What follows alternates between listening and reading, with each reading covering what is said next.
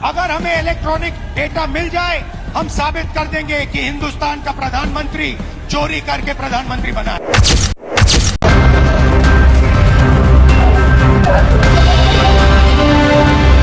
पश्चिम बंगाल की एक सरकारी बिल्डिंग में आग लग गई, जिसमें 4000 ईवीएम जलकर खाक हो गए। इन ईवीएम्स का इस्तेमाल हाल ही में हुए विधानसभा चुनाव में किया गया था। ये घटना संशय पैदा करती है। सोचिए, 4000 ईवीएम जो हाल ही में हुए विधानसभा चुनाव में इस्तेमाल हुई थी, वो आग में जलकर स्वाह हो गई। कैसे?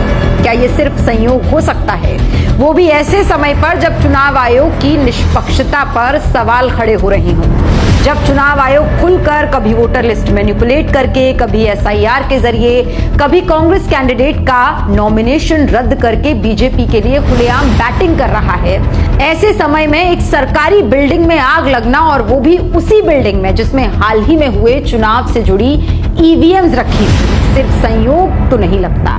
सरकार और चुनाव आयोग को साफ करना चाहिए कि आग कैसे लगी और वह 9वीं 10वीं मंजिल तक कैसे पहुंच गई।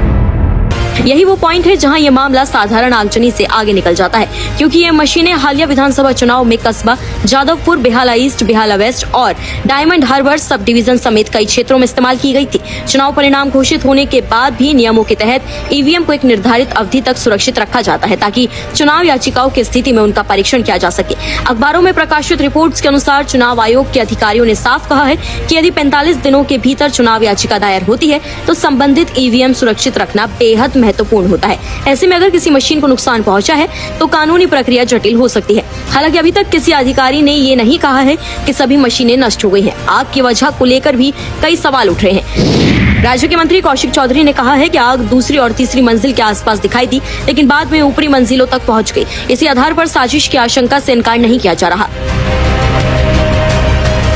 दूसरी ओर जांच एजेंसियां अभी किसी निष्कर्ष पर नहीं पहुंची हैं। इस मामले को और संवेदनशील इसीलिए भी माना जा रहा है क्योंकि आग लगने के बाद इमारत की कई मंजिलों पर दोबारा आग भड़कने की खबरें भी सामने आई थी। रिपोर्ट्स के मुताबिक पहली आग पर काबू पाने के करीब 1 घंटे बाद ऊपरी मंजिलों में फिर धुआं और लपटें दिखाई दी।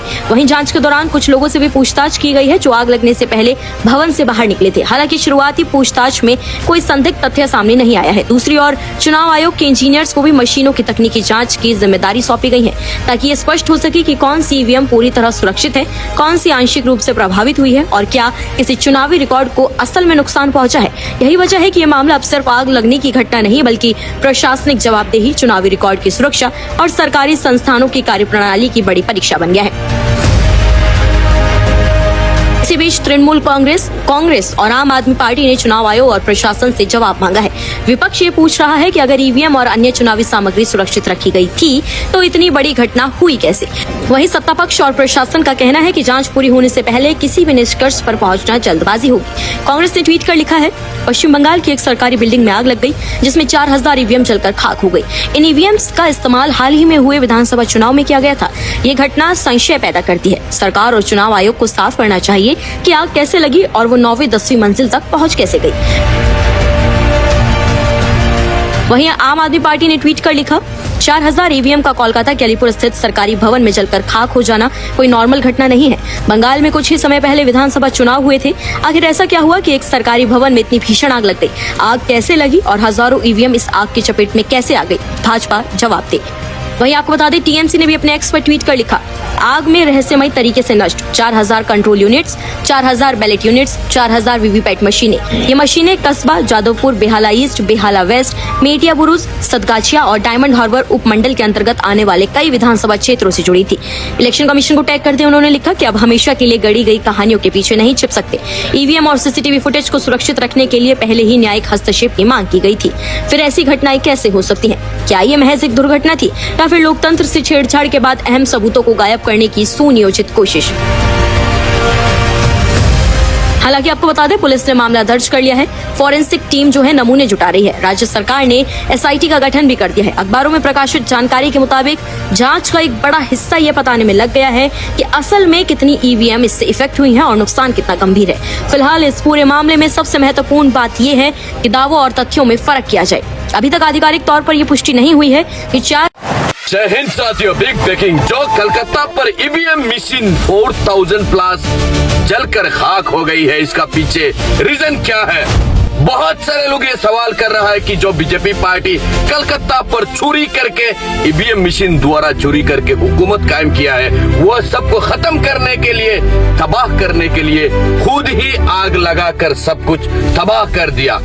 ये मैं नहीं बल्कि बहुत सारे सोशल मीडिया पर यह सवाल किया जा रहा है। जिस बिल्डिंग पर ईवीएम मशीन जहां जहां पर रखा है, मीन्स ऊपर या नीचे, वहां पर ही आग लगा है, तो बीच में क्यों नहीं, ऐसे ही तो लोग सवाल खड़ा करते हैं। तो बहुत सारे सोशल मीडिया की बड़ी बड़ी ज्ञानी गुणी लोग यही कह रहे हैं कि जिस तरह बीजेपी पार्टी कलकत्ता की सरजमीन पर चोरी करके ईवीएम मशीन से आया था, वहां पर हुकूमत कायम किया, वही ईवीएम मशीन प्रूफ नहीं रखा, यानी जलाकर ही खत्म कर दिया है। तो ऐसे लोग वक्त में ऐसे ही पब्लिक प्लेटफॉर्म पर हर जगह पर आपको यही सवाल किया जा रहा है कि आखिर बीजेपी ऐसे क्यों किया। सीधा है कि प्रूफ खत्म कर दिया, नहीं तो कभी भी कुछ भी हो सकता है, क्योंकि कानून हमेशा जिंदा है, रहेगा। तो ये जो सवाल है, इस बारे में आपका क्या कहना है? क्या कलकत्ता की ईवीएम मशीन की बिल्डिंग पर आग जानबूझकर लगाया है या फिर आग ऐसे ही लगा है? तो लगा है तो फिर जहां ईवीएम मशीन जिस फ्लोर पर है वहीं पर क्यों लगा, तो फिर बीच में क्यों नहीं? इस सवाल का जवाब आप कमेंट पर दीजिएगा और वीडियो को और शेयर कीजिएगा। और साथ साथ ये भी आपको कहना है कमेंट पर, क्या बीजेपी पार्टी कलकत्ता पर ईवीएम मशीन से चोरी करके हुकूमत पर आई या रियलिटी पे आई, ये भी आपको बताना है। जय हिंद।